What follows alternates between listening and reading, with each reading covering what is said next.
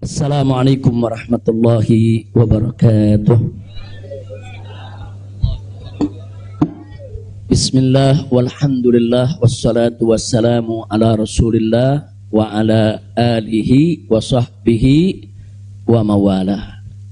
Ahibba'il kiram, usikum jami'a wa nafsi bi taqwallah wa bi ta'ati rasulillahi sallallahu alaihi wasallam. Fa nas'alallah subhanahu wa ta'ala an yahdiyana ila siratihil mustaqim wa yaj'alana minal muttaqin wa yudkhilana jannatahu jannatan na'im, amin ya rabbal alamin.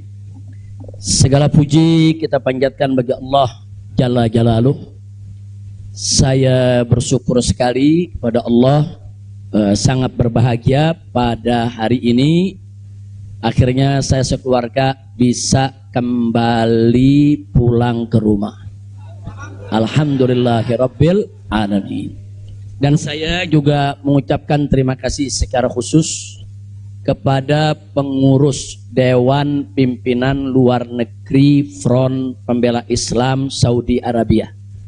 Beberapa pengurusnya ikut dengan saya pada hari ini. Mereka ikut mengawal dari Mekah, Jeddah sampai ke tempat ini.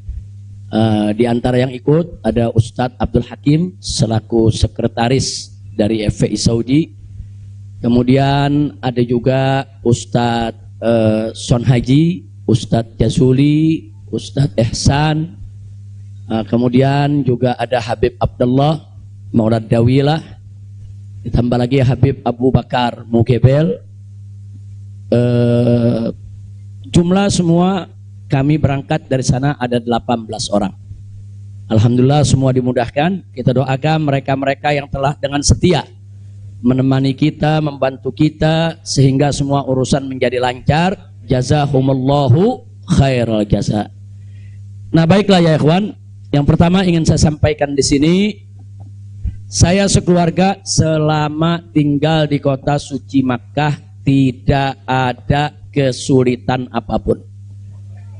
Jadi kita tidak ada kesulitan, kita tidak ada kesusahan. Walaupun ada pihak lain yang mencoba untuk membuat saya sulit, membuat saya susah, tapi alhamdulillah tidak pernah berhasil.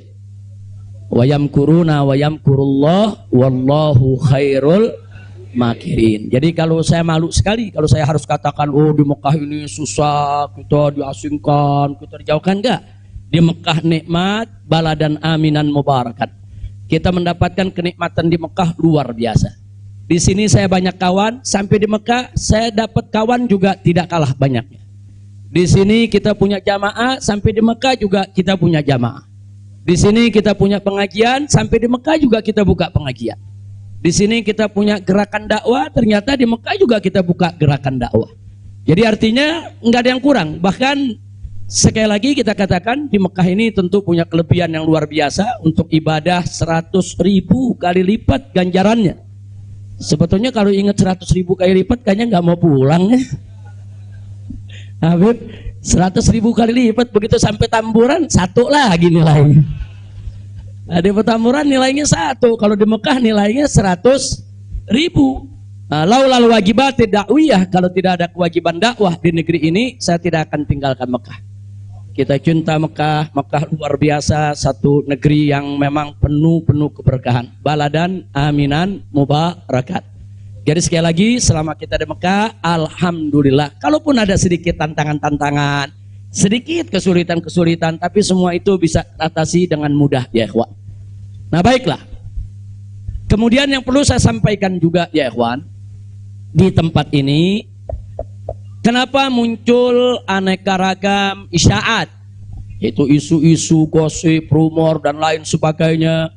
Katanya saya mau ditangkap lah, mau dideportasi lah, kemudian juga overstay lah dan seterusnya. Jadi yang ingin saya sampaikan di sini, ya saya memang overstay pada awalnya.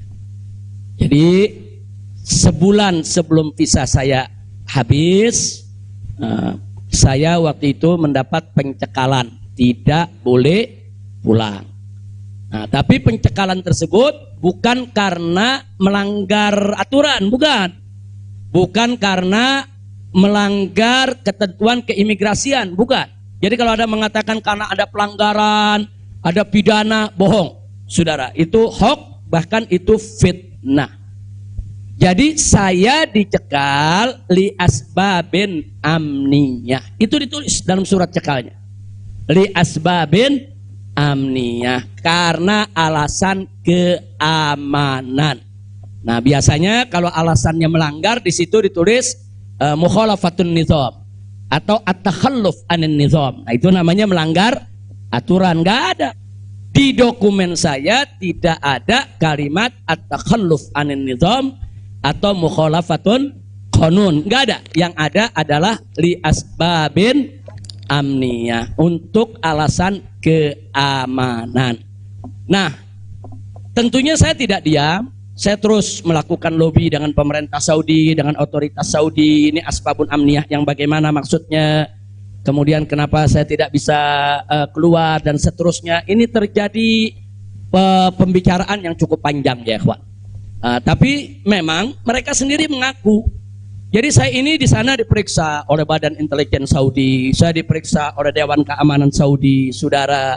Nah, belakangan, saudara, kenapa saya diperiksa? Mereka mendapatkan laporan sampah dari negeri ini ya. Jadi mereka bilang ini zubalah. Nahnu nahsul alal maklumat kadzibah. Kita mendapat informasi yang bohong. Bahkan mereka bilang zubala itu sampah ya kawan. Informasi sampah tentang Anda. Jadi katanya saya ini buronan, melarikan diri, ada persoalan hukum yang saya hadapi. Saya ini katanya red notice. Kemudian ada lagi yang mengatakan kalau saya ini saudara orang politik yang selalu bikin keributan di mana-mana, nanti bahaya untuk keamanan Saudi. Nah, ini laporan-laporan semacam ini, saya tidak mau menuduh siapa yang melapor, si A atau si B atau si C ya ikhwan. Tapi ini ada. Dan ini bukan laporan dari orang biasa. Kalau laporan dari orang biasa, saudara, nggak bakal dihiraukan oleh pemerintah Saudi. Ini tingkat negara. Ini bukan tingkat RT, bukan tingkat RW, ini tingkat negara. Negara Saudi mendapatkan laporan. Berarti yang memberikan laporan ini, saudara, ini tingkat tinggi juga. Nah, tapi ala kulihal semua kita buktikan. Mereka bilang, apa betul? Anda ini punya kasus hukum. Ada 2 kasus hukum. Satu di Jakarta, satu di Bandung. Saya katakan kepada mereka, saya tidak punya kasus hukum. Mana buktinya? Saya punya SP3. SP3-nya saya terjemahkan ke dalam bahasa Arab. Kayaknya dalam sejarah nggak pernah ada SP3 diterjemahkan ke dalam bahasa Arab.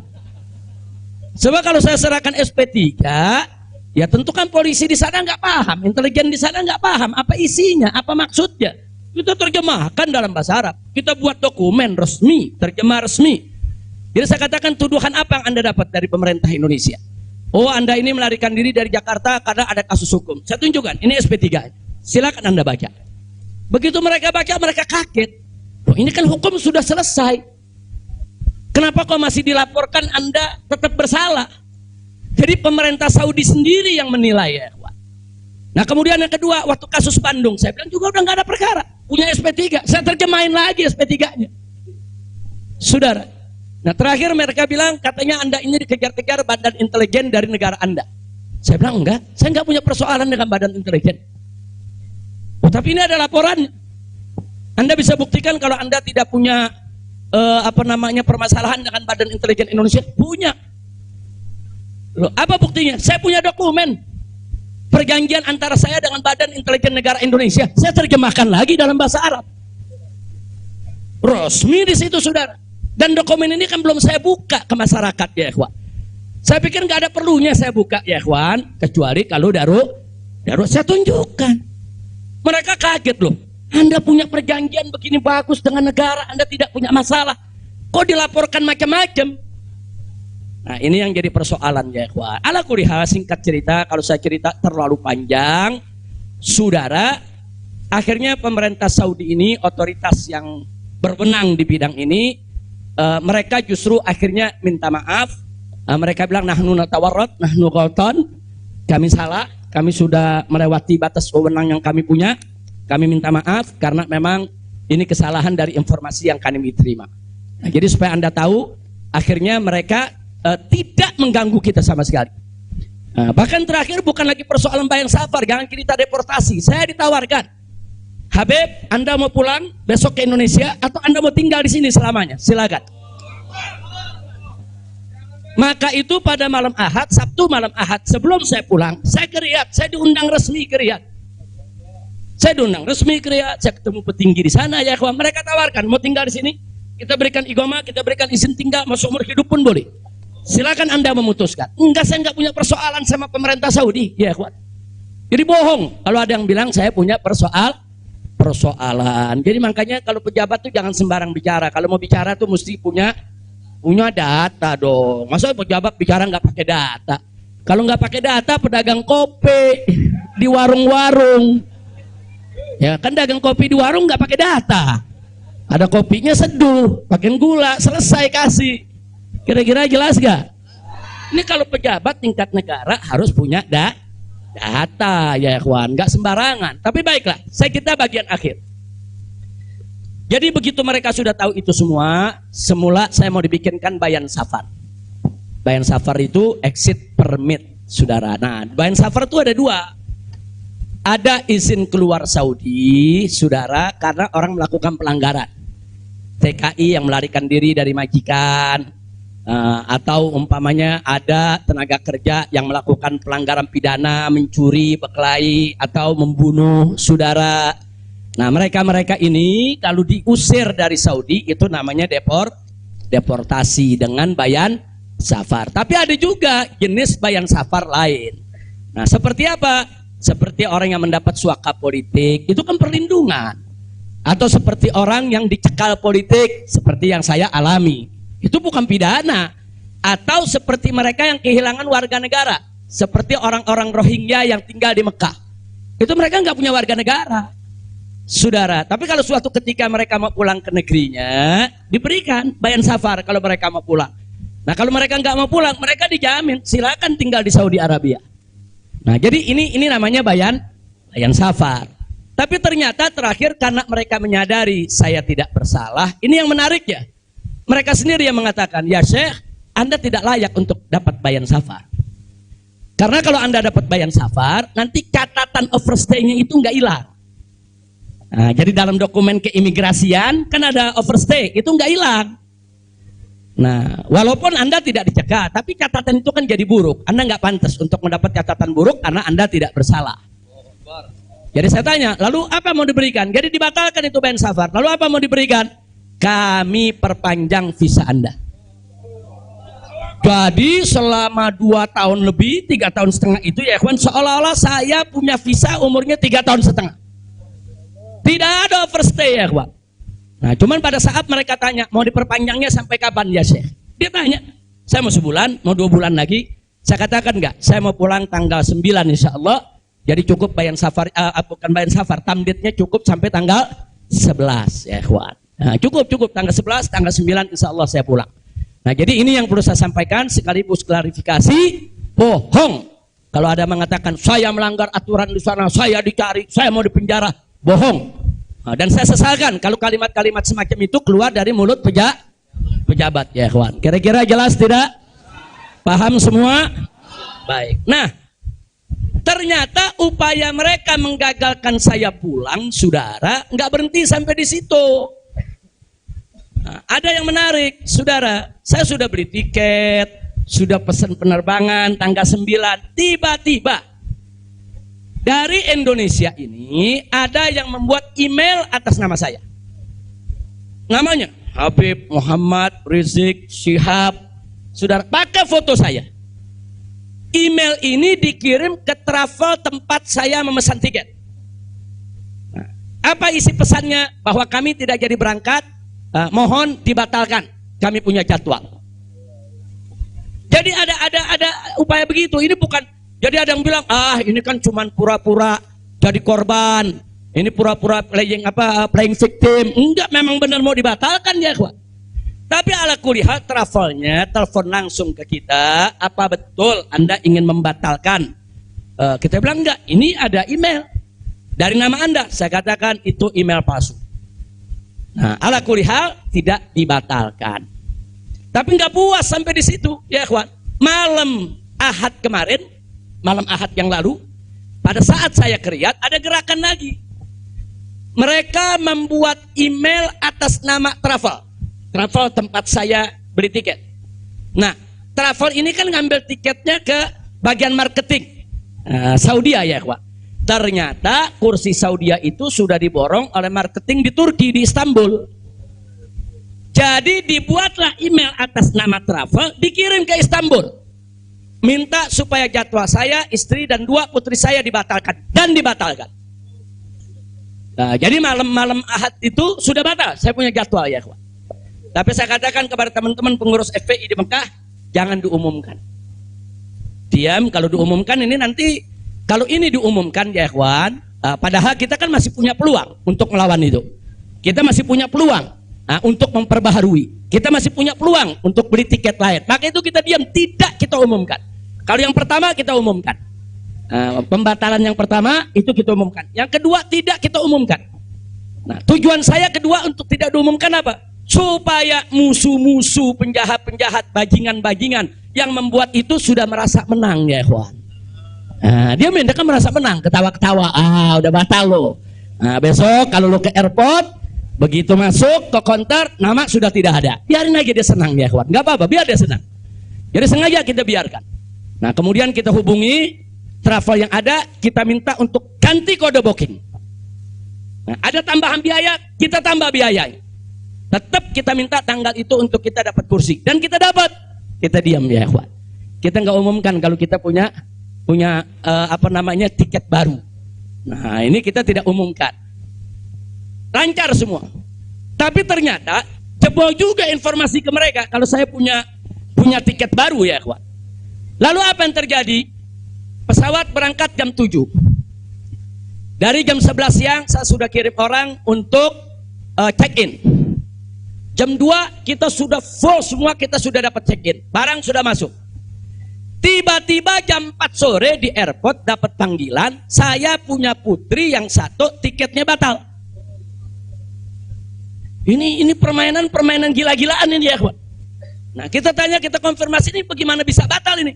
Ya alasannya katanya ada ATM palsu lah, ada orang mengaku bahwa ATM-nya dipakai lah, duitnya dicuri lah, dan lain sebagainya. Tapi tujuan dia, kalau saya punya putri itu batal, saya nggak bisa berangkat. Kenapa? Karena saya kafilnya. Nah, peraturan di Saudi nggak boleh kafil keluar. Saya ini kafilnya kalau anaknya tidak keluar. Kalau anak istri keluar, saya tidak keluar masih boleh. Tapi kalau saya keluar, sementara anak istri tidak keluar, nggak boleh. Itu peraturan di Saudi. Jadi sekarang dia batalkan satu supaya saya nggak ikut berangkat ya, kawan. Nah, jadi ini terjadi. Nah, jam 4 sore itu kita berkutat. Tapi alhamdulillah, saudara, otoritas Saudi bantu kita. Mereka juga terkaget-kaget. Oh, ini ada apa ini? Kok pembatalan bisa begini? Mereka nggak pernah alami ini semua ya, kawan. Nah, akhirnya jam 5 sore semua bisa teratasi. Jam 6 sore kita sudah masuk ke ruang tunggu dan jam 7 kita sudah bisa berangkat. Alhamdulillah. Nah, di sini yang saya ingin sampaikan ya, kawan. Kalau Allah sudah menentukan kita pulang, mau kekuatan apapun yang mencoba untuk menghalangi tidak akan pernah mampu untuk melawan kehendak Allah. Alhamdulillah. Dan Nabi sudah mengingatkan kita, saudara.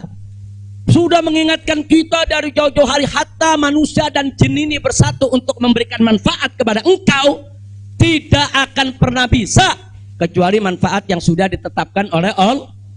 Begitu juga saudara, manusia dan jin rame-rame bersatu untuk mencelakakanmu, saudara. Tidak akan pernah kamu bisa celaka kecuali sesuatu yang sudah ditetapkan oleh Allah. Maka itu saya mengajak semua di sini belajar dari ini semua.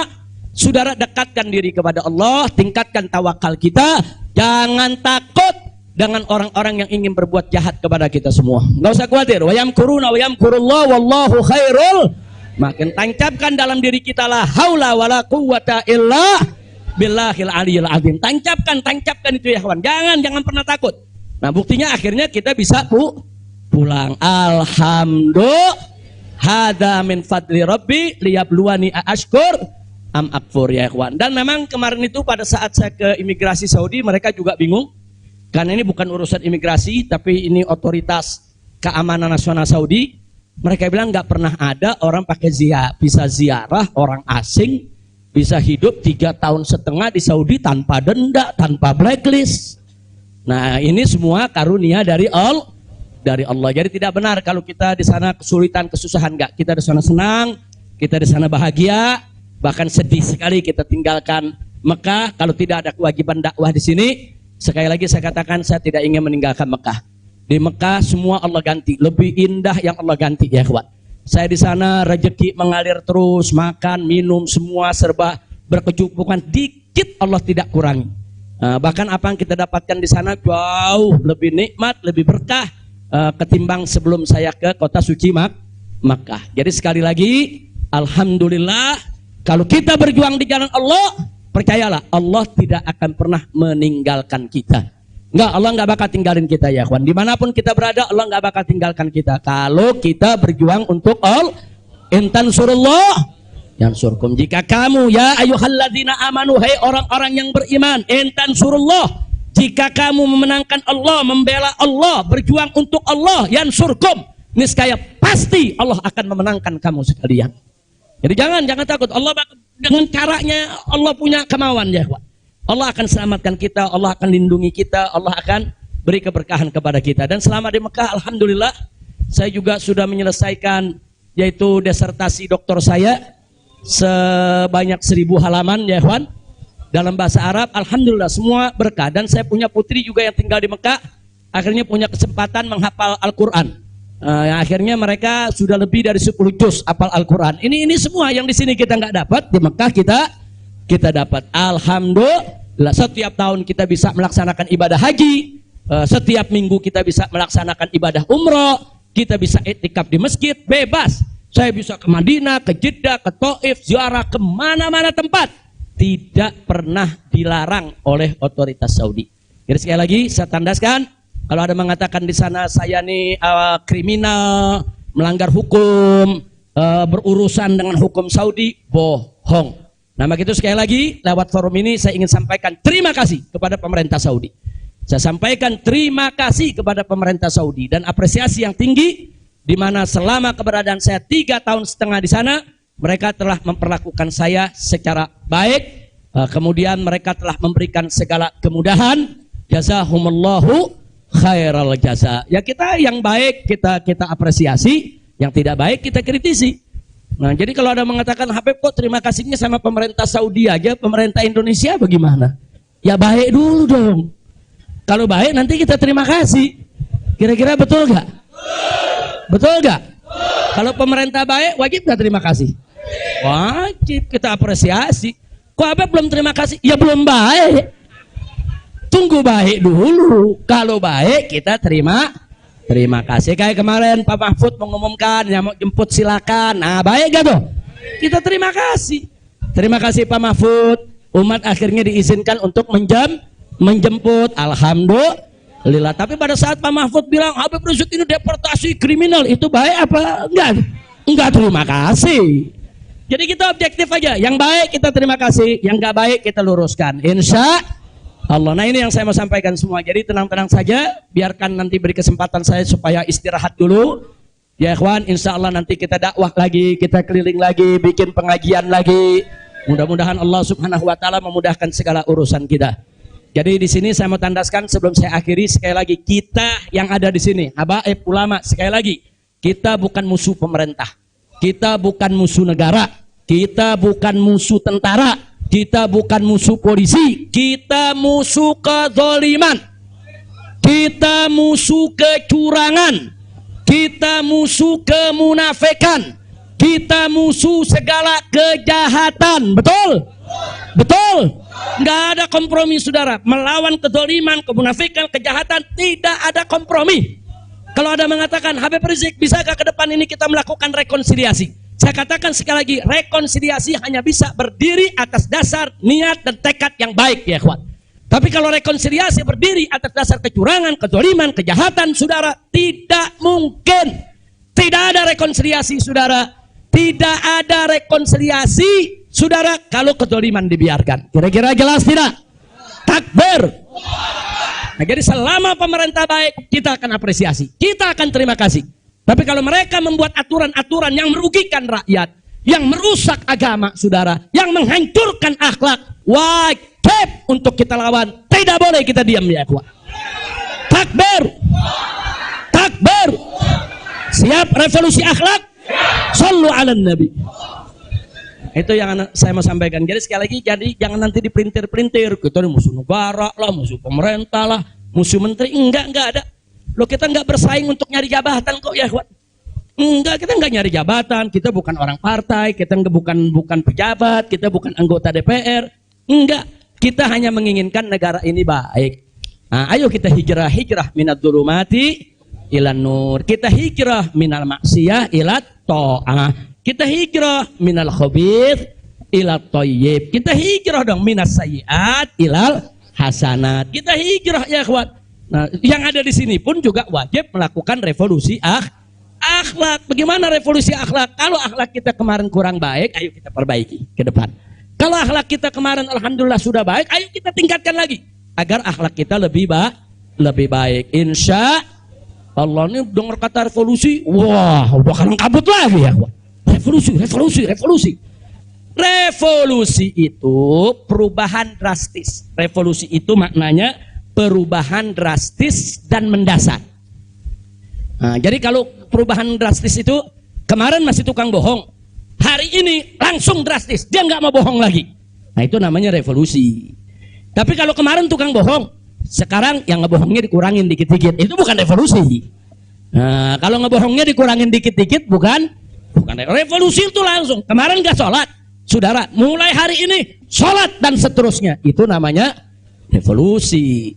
Nah, kemarin suka ngebohong, nah, tahu-tahu sekarang tidak mau ngebohong lagi. Itu revolusi. Kira-kira jelas gak? Jadi revolusi itu perubahan drastis dan mendasar. Jadi jangan pikir revolusi itu pakai senjata, bunuh-bunuhan, potong-potongan. Siapa yang bilang begitu, ya ikhwan? Nah, lalu kenapa dipilih kata revolusi akhlak? Kenapa bukan revolusi moral, revolusi budi pekerti, revolusi mental? Saudara, karena kata akhlak itulah yang dipakai oleh Nabi kita Muhammad Sallallahu Alaihi Wasallam. Nggak ada kata yang lebih baik kita pilih kecuali kata yang digunakan oleh Nabi Muhammad Sallallahu Alaihi Wasallam. Kalau kita mau tahu siapa itu bapak revolusi akhlak di dunia, ya Nabi kita. Nabi kita itu pejuang revolusi akhlak. Nabi kita itu pahlawan revolusi akhlak. Nabi kita itu saudara yang meletakkan dasar-dasar revolusi akhlak. Sebagaimana Nabi sabdakan dalam hadisnya, innama bu'itsu liutammima makarimal akhlak. Nah, jadi karena Nabi yang menggunakan kata akhlak, ya kita lebih suka pakai istilah Kenapa nggak pakai mental? Karena kata mental dipakai sama Karl Marx. Ya, Karl Marx yang pakai, gembongnya komunis, makanya saya nggak mau pakai, ya kawan. Kecuali kalau Nabi pakai kata mental, ya saya pakai mental. Kalau Nabi pakai kata budi pekerti, saya pakai budi pekerti. Nabi pakai kata apa? Akhlak. Berarti kita perlu pakai kata apa? Siapa suri tauladan kita? Siapa contoh kita? Sallu ala nabi. Allahumma shalli wa sallim alaihi. Kira-kira jelas gak? Paham semua? Alhamdulillah. Saya pikir itu yang bisa saya sampaikan. Terima kasih banyak. Jangan semua diborong di sini. Nah, kan kita masih mau ceramah di mana-mana, insya. Tuh, Bandung udah main pesen aja, Beb, di Bandung, Beb. Nah, insya Allah nanti kita ke Bandung, kita ke Madura, kita ke Lombok, kita ke Aceh, kita ke Pontianak. Kita akan keliling semua untuk terus melanjutkan dakwah. Ustadz Maher, Medan, sallu ala nabi. Alhamdulillah ada Ustadz Maher di belakang. Ustadz Maher mestinya duduk di depan, Ustadz. Ta'al. Lampung, insya Allah. Palembang, insya Allah. Nah, ini Habib Hamid bilang jangan jauh-jauh dulu, Pondok Rangon, Jakarta. Al-Jiran Ahad katanya. Khair, insya Allah kita lihat, mudah-mudahan saya sehat walafiat. Dan tadi saya minta maaf, ada sempat kecapean kita. Akhirnya saya turun, saya nggak bisa lagi berdiri. Sempat tidur 10 menit itu di bawah, nggak kuat karena dehidrasi. Itu terlalu haus, terlalu capek, ya kawan. Tapi alhamdulillah setelah 10-15 menit kita bisa berdiri lagi. Alhamdulillah. Nah, itu saja yang bisa saya sampaikan. Jazakumullah khairan jaza. Hanif bawain ke sini.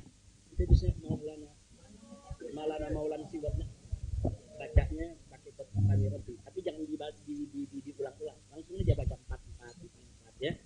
Allah Allah Allah Allah malana maulan siwa Allah. Allah Allah ma lana maulan siwa Allah kullama nadaitu ya Rabb qala ya abdi ana Allah kullama nadaitu ya Hu qala ya abdi ana Allah. Allah Allah Allah Allah ma lana maulan siwa Allah. Allah Allah Allah Allah ma lana maulan siwa Allah kullama nadaitu ya Hu qala ya abdi ana Allah kullama nadaitu ya Hu qala ya abdi ana فلهذا السر أدعو في يساري وعساري أنا عبد صار فاخري ضمن فقري واضطراري يا إلهي ومليكي أنت تعلم كيف حالي وبما قد حل قلبي من هموم واشتغالي.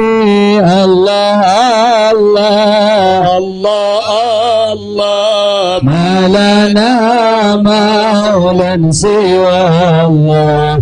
الله الله الله الله ما لنا مولا سوى الله كلما ناديت ياه قال يا عبدي أنا الله كلما ناديت ياه قال يا عبدي أنا الله فتداركني بلطف منك يا مولى الموالي يا كريم الوجه غثني قبل أن يفنى اصطباري يا سريع الغوث غوثا منك يدركني سريعا يهزم العسر وياتي بالذي أرجو جميعا.